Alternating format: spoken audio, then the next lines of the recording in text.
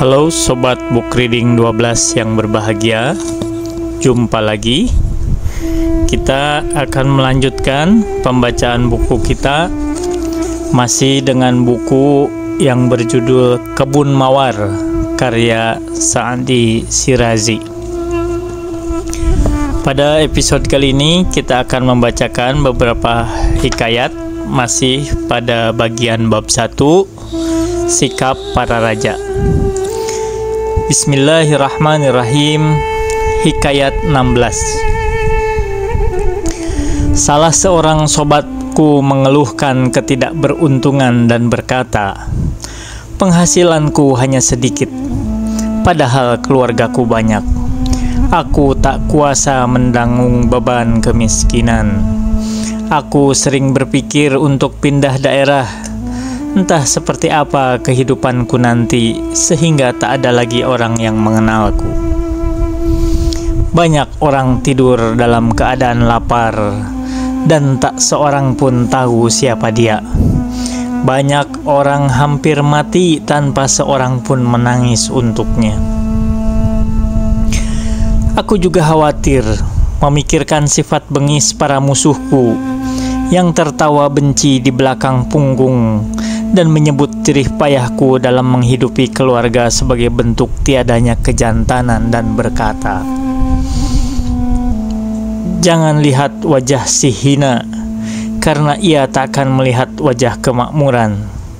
Ia pilih kesenangan untuk dirinya, meninggalkan istri dan anak sengsara. Soal kemampuan berhitung aku sedikit bisa. Jika melalui pengaruhmu aku bisa dapatkan satu posisi yang melegakan pikiran, takkan bisa aku lepas rasa terima kasihku padamu seumur hidupku. Mengabdi pada raja sobatku,' aku berkata, 'punya dua sisi. Harapan akan sekerat roti dan rasa takut nyawa terancam. Bukanlah pendapat kaum bijak untuk mengorbankan kepentingan kedua demi kepentingan pertama. Tak seorang pun mendatangi rumah orang miskin sambil menagih pajak kebun dan tanah. Berpuaslah dengan kerasnya hidup dan kesedihan, atau anak kesayanganmu disambar gagak. Apa yang kau katakan itu tak bisa diterapkan dalam situasiku,' katanya. 'Dan kau juga belum menanggapi pertanyaanku. Tidakkah pernah kau dengar bahwa hanya orang yang berkhianatlah yang perlu merasa takut akan datangnya pembalasan? Kejujuran mendatangkan keridhaan Tuhan. Aku tak pernah melihat orang tersesat di jalannya.' Sang bijak juga berkata, 'Ada 4 golongan orang yang menjadi sumber penyesalan 4 golongan lainnya. Perampok disesali oleh sang raja, pencuri disesali oleh petugas ronda, pezina disesali oleh saksi mata, dan pelacur disesali oleh penegak moral. Tapi hendak disesali oleh siapakah? Seorang yang bersifat jujur. Jangan melebihi wewenang jika kau sedang bertugas, meski kau ingin musuhmu terjepit saat sedang menyelidikinya. Bersifat jujurlah, dan jangan takut pada siapapun, sobatku. Hanya cucian kotorlah yang dibanting ke atas batu.' Sesuai dengan situasimu,' aku berkata, 'ada kisah tentang rubah yang terpergok sedang berlari terbirit-birit. Seseorang bertanya, kenapa ia berlari ketakutan?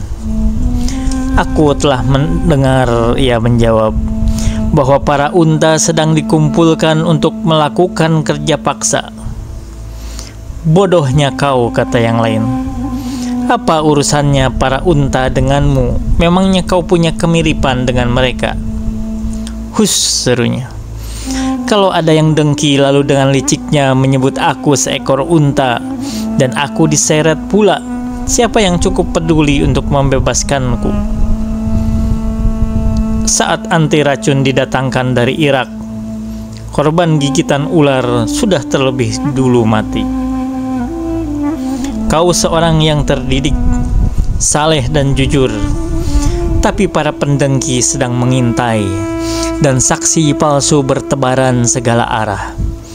Jika beredar kabar palsu tentang perilakumu, dan kau dibawa ke hadapan raja untuk memberi penjelasan, siapakah yang bisa membelamu? Oleh karena itu, kupikir lebih baik kau berpuas diri dengan keadaanmu sekarang dan meninggalkan segala pikiran untuk menjadi orang berkedudukan. Ada banyak kekayaan di laut, tapi kalau kau inginkan keselamatan, maka tetaplah tinggal di daratan. Mendengarkan kata-kataku itu, sobatku menjadi kesal dan cemberut di hadapanku, lalu mulai bicara keras dengan berkata, "Kearifan dan wawasan macam apakah ini? Pemahaman macam apa? Pernyataan orang bijak telah terbukti bahwa sahabat sejati adalah mereka yang tetap setia meskipun kau berada di penjara, karena di seputar meja makan semua musuh terlihat seperti kawan. Jangan dianggap sebagai kawan siapapun yang bicara tentang pertemanan dan persaudaraan saat kau sedang berharta. Kuanggap sebagai teman dia yang mau ulurkan tangan di saat yang penuh tekanan dan kesukaran. Aku melihat bahwa ia marah dan menganggap nasihatku didorong oleh kepentingan pribadi. Aku pun mengunjungi Sahib Diwan, kepala Dewan Kenegaraan, dan mempercayakan masalah kawanku itu kepadanya, menjelaskan situasinya, memaparkan kelebihan dan kemampuannya, dan pada akhirnya ia mendapatkan satu pekerjaan kecil-kecilan. Waktu pun berlalu. Mereka mendapati betapa baik tingkah lakunya dan betapa bagus kemampuan memimpinnya, sehingga ia dipromosikan ke posisi yang lebih baik. Bintang keberuntungannya semakin bersinar, sehingga mencapai puncak harapan, dan ia menjadi seorang pembesar istana, yaitu penasihat terpercaya dan orang kepercayaan raja. Aku senang mendekati kabar kemajuannya itu dan berkata, "Jangan khawatir dengan tugas rumit, dan jangan biarkan hatimu patah, karena mata air kehidupan abadi adalah di kegelapan. Janganlah berduka, karena Sang Maha Pemurah punya kebaikan tersembunyi. Jangan duduk murung memikirkan perubahan zaman, karena kesabaran itu pahit, namun buahnya manis." Sekitar masa ini kebetulan aku sedang melakukan perjalanan dengan sekelompok teman. Ketika aku kembali dari mengunjungi Mekah, ia keluar menemuiku. Aku melihat bahwa jelas ia resah dan pakaiannya menandakan kemiskinan. "Apa yang terjadi?" kataku. "Seperti yang kau perkirakan," sahutnya. "Sekelompok orang yang iri menuduhku berkhianat. Sang raja tak memerintahkan penyelidikan terlebih dahulu, dan kawan-kawan lamaku serta pendukungku menolak mengatakan kebenaran, melupakan persahabatan lama kami. Tidakkah kau lihat bahwa di hadapan orang berkedudukan, mereka menaruh tangannya di atas dada dan memuji, namun jika nasib merendahkan mereka, seluruh dunia ingin menaruh kaki di atas kepalanya. Pendeknya, aku berada dalam cengkeraman segala macam siksa sampai minggu ini, ketika tersiar kabar baik tentang datangnya rombongan dari Makkah, dan sang raja membebaskanku dari rantai yang berat mengikat dan menyita kekayaan yang diwariskan kepadaku. Dahulu, kataku, nasihatku tak kau terima saat aku bilang bahwa melayani raja adalah seperti sebuah pelayaran di laut, penuh bahaya tapi menguntungkan. Jika tak mendapatkan harta, maka kau lenyap terhempas ombak.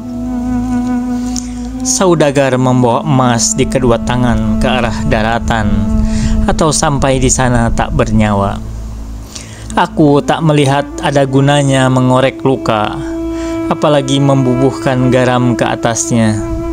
Jadi, aku sudahi saja ucapkanku dengan berkata, tidakkah kau sadari, ketika tak kau dengarkan nasihat orang, kakimu akan terikat rantai.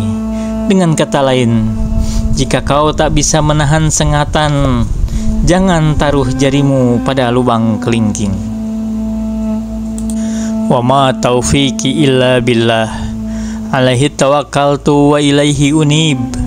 Wassalamualaikum warahmatullahi wabarakatuh.